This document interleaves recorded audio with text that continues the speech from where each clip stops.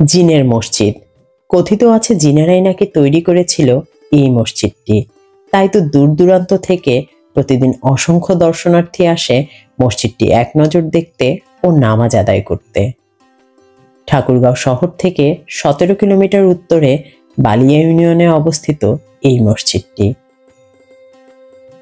আজকে আমরা মসজিদটির অজানা গল্প জানব এবং এর সৌন্দর্য তুলে ধরব। ভিডিওর শুরুতেই আমাদের চ্যানেলটি সাবস্ক্রাইব করার জন্য অনুরোধ করছি। অনেকের ধারণা কোনো এক অমাবস্যার রাতে জিনেরা এই জায়গাটির উপর দিয়ে উড়ে যাচ্ছিল। তখন তাদের এই জায়গাটি ভীষণ পছন্দ হয় এবং মাটিতে নেমে এসে মসজিদ নির্মাণ শুরু করেন। কিন্তু গম্বুজ তৈরির আগেই ভোর হয়ে যাওয়াতে কাজ অসমাপ্ত রেখে চলে যায় তারা।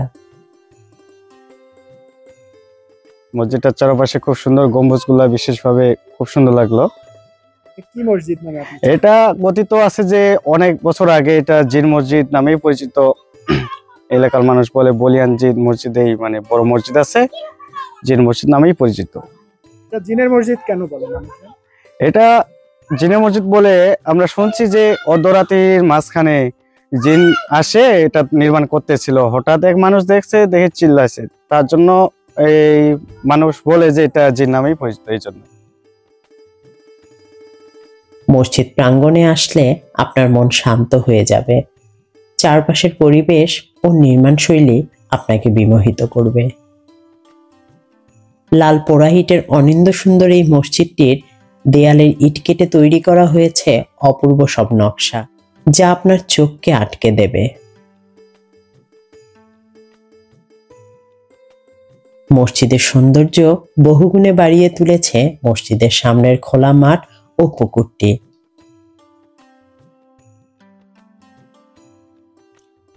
আমি আসছি মূলত সিলেট থেকে, এখানে ঘুরতে আসছি দেখার জন্য এই মসজিদ, বালিয়া মসজিদ। কেমন লাগলো মসজিদকে দেখে? আমার বেশিক্ষণ হয়নি এখানে আসার, 10 মিনিটের মতো। তো দেখলাম যে এর মধ্যে দেখলাম মানে খুবই চমৎকার লাগলো।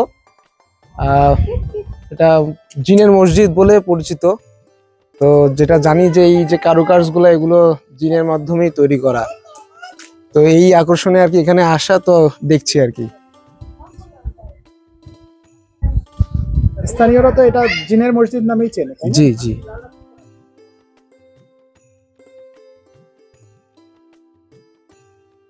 এখানে দর্শনার্থীদের বসার জন্য রয়েছে সুব্যবস্থা।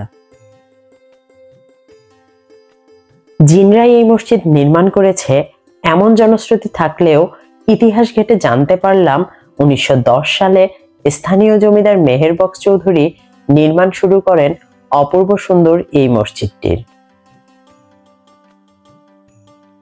কোনো এক অজানা কারণে গম্বুজ তৈরির আগে মসজিদের নির্মাণ কাজ বন্ধ হয়ে যায়। প্রায় 100 বছর পড়ে থাকে অসম্পূর্ণ অবস্থায়। অবশেষে 2010 সালে মেহেরবক্স চৌধুরীর বংশধর তশরিফা খাতুনের পৃষ্ঠপোষকতায় মসজিদটির বাকি অংশের কাজ শেষ করা হয় এবং নাম রাখা হয় বালিয়া জামে মসজিদ।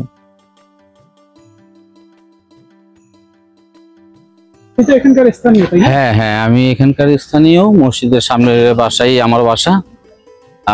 মূলত এই মসজিদ ছিল মুঘল আমলের এবং সেই সময় আমাদের জমিদারি ছিল।